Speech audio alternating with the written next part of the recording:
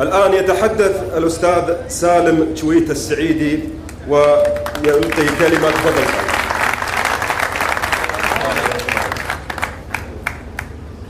السلام عليكم. بسم الله الرحمن الرحيم. أخواني أبناء الدائرة الرابعة، تقبل الله طاعاتكم جميعا، وجعل هذه الأيام لنا ولكم ولسائر المسلمين أيام المغفرة وعتق من النار، اللهم آمين. وأسأل الله أن يفرج عن إخواننا في سوريا وبورما والعراق وجميع ديار المسلمين، وأن يتم نعمته علينا وعلى الوطن بالأمن والأمان في ظل أميرنا الشيخ صباح الأحمد حفظه الله ورعاه. إخواني أبناء الدائرة، لا يخفى عليكم في الفترة الماضية القريبة كان تلاحم القبيلة واضح والتكاتف ملحوظ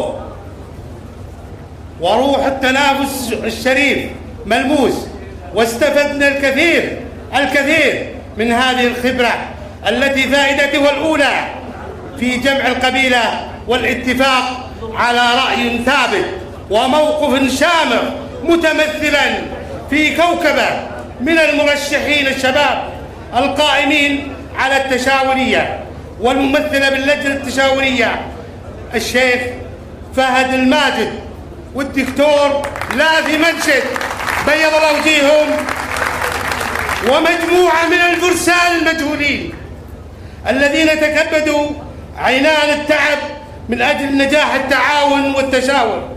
أتمنى بل أرجو أن يستمر هذا العمل في روح القبيلة دائما وأبدا.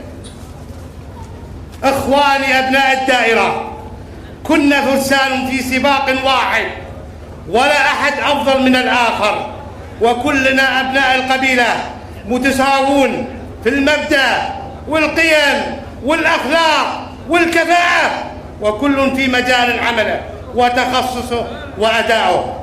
وخرج مننا المرشح الأخ منصور الريان، وأسأل الله له كل التوفيق والنجاح والوصول إلى قاعة عبد الله السالم، وأن يمثل القبيلة والدائرة والوطن، وأن تكون قراراته تنفع الشعب والوطن. إخواني وأبنائي، أنا سالم شويت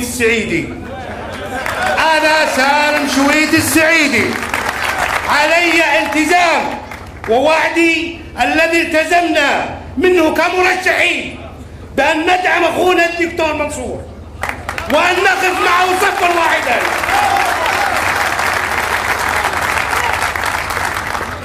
وندعمه إيمانا ومنطلقا لمصلحة الوطن والقبيلة، وأن نكون له ناصحين مبينين للحق صادقين معه وله، وأن نوضح أي ميل أو خطأ يبدر منه.